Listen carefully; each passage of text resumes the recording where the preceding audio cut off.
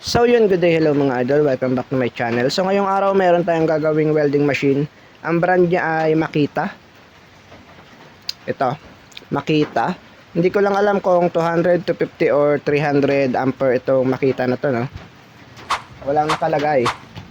Ang problema na to, pumutok yung kanyang IGBT. So paano nga ba ayusin yung welding machine? So siyempre papalitan natin yung pumutok na piyesa, pero bago natin palitan yung pumutok na piyesa, check natin yung nakapalibot sa IGBT natin. So gamit tayo ng microscope, no, para at least kahit papaano masundan nyo yung ginagawa natin. So nandito yung IGBT natin nakalagay, ayan. Ito. Nandiyan nakalagay, pumutok yung piyesa na IGBT. So ito yung IGBT nyo. Yung isa shorted pero hindi naman pumutok, shorted na to. At itong isa naman pumutok, ayan o, butas yung IGBT. So pag tinester natin yan, lagay natin sa buzzer para kahit ninyo natignan yung tester. Ibig sabihin shorted kapag tumunog. Lagay natin sa buzzer. Ito yung shorted na pyesa. Check natin kung tutunog. Ayan o. Ay, hindi pala kita. Ito. Check natin yung paa. Ayan o. Shorted. Kahit anong paa, shorted. Kahit baligtarin natin. Shorted lahat. Tumutunog, shorted. Then, yung isa ay pumutok. Ayan o, butas. Butas. So papalitan natin yung pumutok na pyesa, pero bago ang lahat, check natin yung mga nakapalibot. Actually, nakaraang linggo pa to dito. Wala akong pamalit, inorderan muna namin. Kaya ngayon pa lang dumating yung yung pamalit natin. Ito. Bali 60 na ang ipapalit ko, 60. Yung dating IGBT, so dito ko na ipapakita sa microscope. So 60N na to, 60N, 60F. Yung dati ay nasa 40N, ayan. 40N lang yung dati. So mas mataas yung ipapalit natin, no, para mas matibay. Ayan, 60N.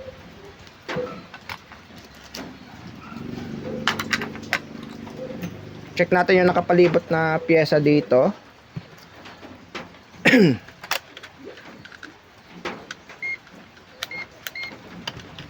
Resistance lang tayo kasi puro resistor yung nandito, SMD. Yung isang 10 ohms dito, open na. Yung isa naman, na-check ko na kasi itong mga idol, yung nakaraang linggo pa. Yung isa naman, okay pa naman. Ayan o, pag tester natin, tignan yung tester. 10 ohms pa naman yan, goods pa. Then yung nakalagay dito ay 15 ohms. Ito open din to, hindi ko lang tinanggal. Open na siya. 14M yung nakasulat sa tester. Yung capacitor chinek natin, ito. Okay naman, hindi naman shorted. Ayan. Then yung diode dito na nakalagay, diode kasi yung nakalagay dito shorted na. Kaso na itapon ko na. Tapos dito ay sa R50 nakalagay dyan ay 5.6 ohms. Open na rin yon, open. Sunog pala, sunog. Open na yon. So dito tayo sa kabila naman kasi shorted. Ito yung may pumutok na pyesa, itong side na to. So sa kabilang side hindi pumutok pero shorted rin yung IGBT nya, no. So unahin natin tong 10 ohms natin. So 10 ohms to, no, hindi to 100. 10 lang yan, 10. So good, 10 ang nababasa ng tester. So pasensya na medyo maingay kasi umuulan mga idol. Yung isa, pakita natin sa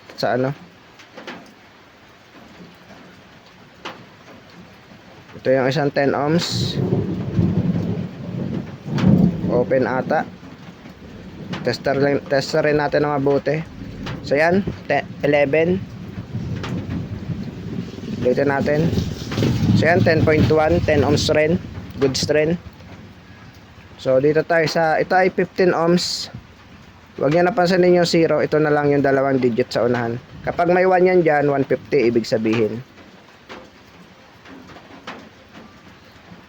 Ito ay 15 ohms. Tignan natin tester. Yan, 15 ohms. 14.9. Pasok pa, tolerance. Check natin tong capacitor kung shorted. Okay, 11M. Ulitin natin, double check. 15 ohms. Baligtarin natin. 15 ohms. Mukhang nare-reading niya dito is ito. Ito 5.1. Pag may R sa gitna, point, ibig sabihin, no? 5R1. So 5.1. So yan, 5.1 din yung nare-reading ng tester. Diode ito. Ito yung diode na shorted sa kabila. Ito. SS14 ang value niyan. Ayan, oh. Kita nyo ba? SS14. Ang part number pala. Lagay natin to sa ano? Diode mode. Tignan natin.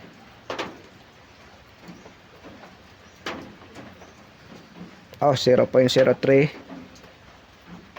Baka may problema. Hindi pa natin to na-check eh. Kumbaga, alam ko na kasi ang wala akong pamalit. So, in-order agad namin. May problema yung kabilang diode rin. Bunutin natin yung kabilang diode, mga idol.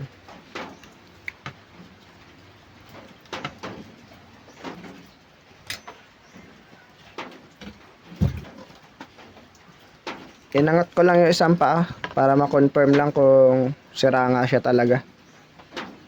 Sana siya. Ayan siya, oh. Nakaangat lang yung isang paa. Yan, oh. So ito,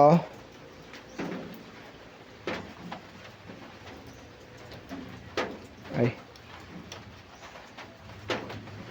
mukhang good naman pala. Mukhang sa board lang kaya ganon yung reading.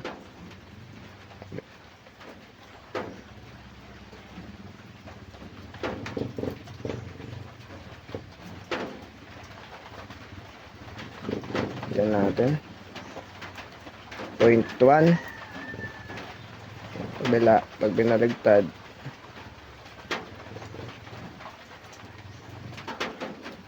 Ayos pa naman yung diode. Okay pa naman, mga idol.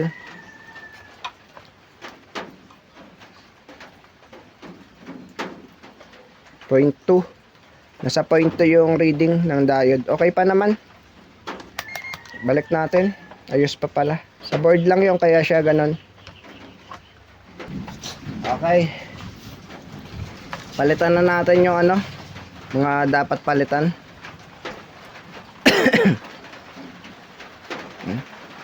Sobrang kapal ng LED. Oy, lobat na yung ating, wait lang, charge natin yung ano, microscope.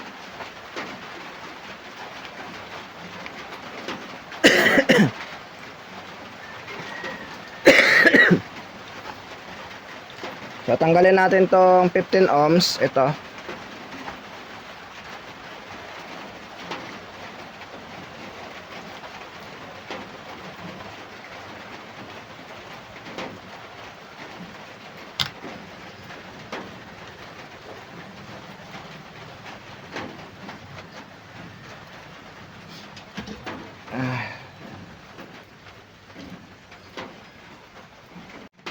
So hindi ko napansin, hindi pala naka-record yung ating video. So tinanggal ko na yung resistor dito. Dito nakalagay. Ito siya. Double check lang natin para makita nyo open talaga tong 15 ohms natin. Ayan. Open talaga, walang command yung tester natin. Ayan, open. Hindi man lang nagkaroon ng reading kahit konti. Then, kumuha na ako na ipapalit nating diode. Ito. SS14. Ayan. Ito siya. Isa lang kinuha ko. Isa lang naman sira eh. Kakabit natin yan doon.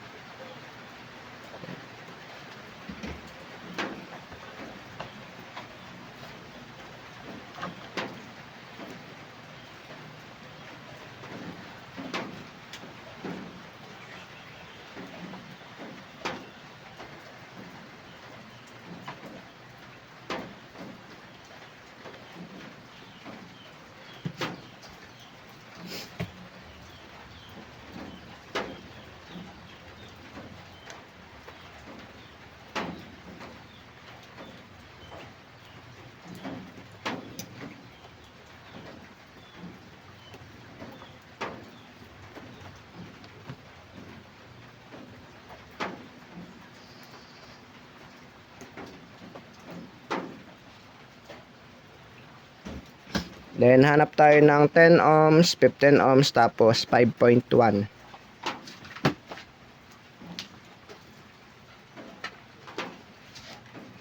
Dito.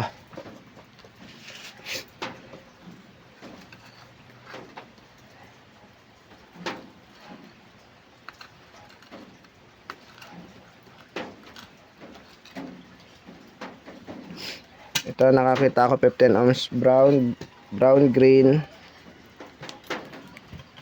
brown, green, black. Pakita natin. Ayan na. 14.8.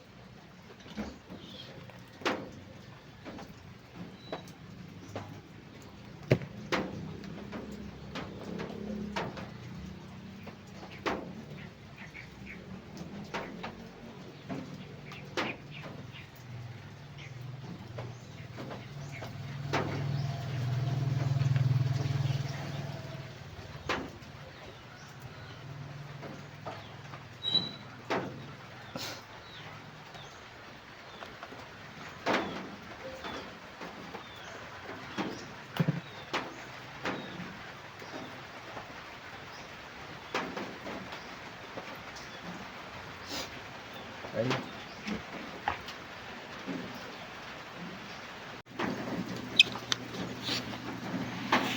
So, ito na mga idol. Wala kasi akong SMD resistor. Yan. So, hindi naman babangga kapag nilagyan ng heatsink.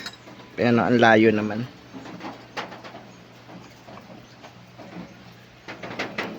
Okay, testing natin kung pwede na ilagay yung IGBT. Saksak natin.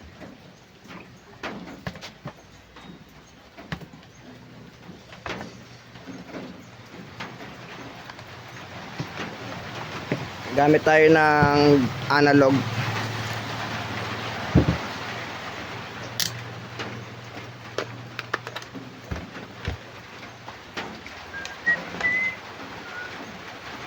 Okay, saksak natin mga idol. Umandar na yung blower ng welding. Testing natin to.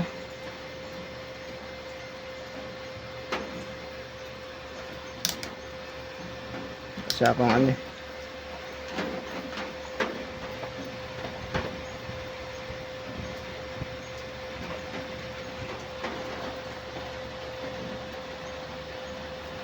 Okay.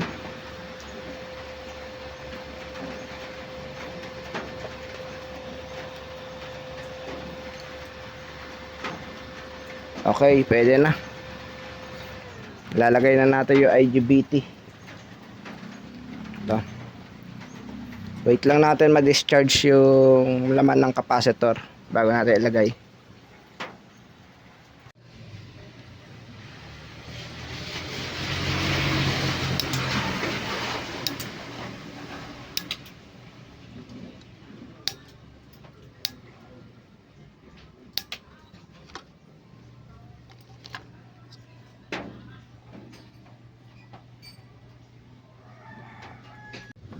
Bale, ito mga idol, nakabit na natin yung dalawang IGBT.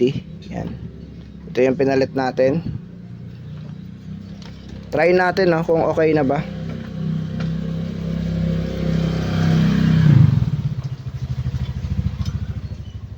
Lagay lang natin itong mga connection.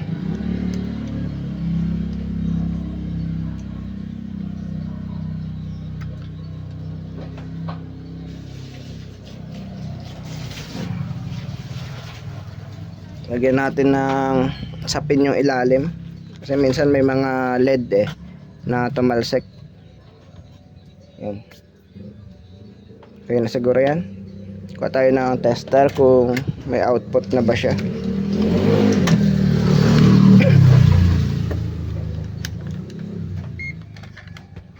Bale, wala pala tong power yung welding na to, no? Kasi sira yung IGBT nya. Okay, saksak natin.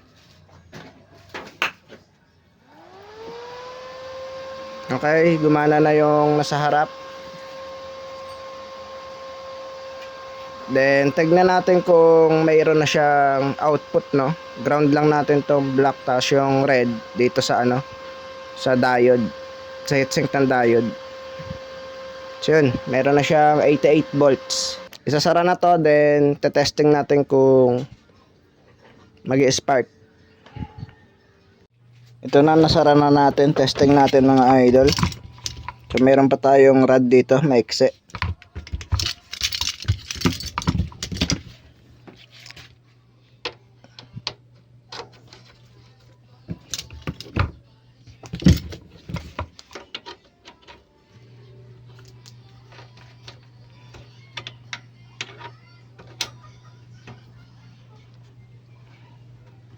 Wait lang, kabit muna natin.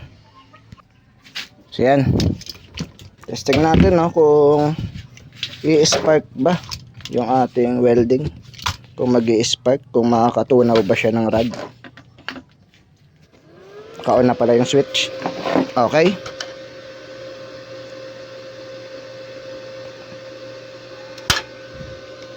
Testing kung hindi ba masisira. Yun. Okay naman.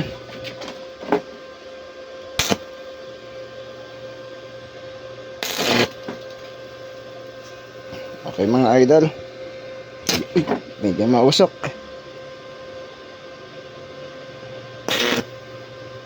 Okay na, okay na. Pwede na to. Hindi ko na binababad dahil baka masunog yung lamesa natin. Tumatalsik yung rod. Yan butas niya agad Tumalsik dito yung pinag-spark can. Yan nabutas. Saka malakas naman butas niya yung aking ground.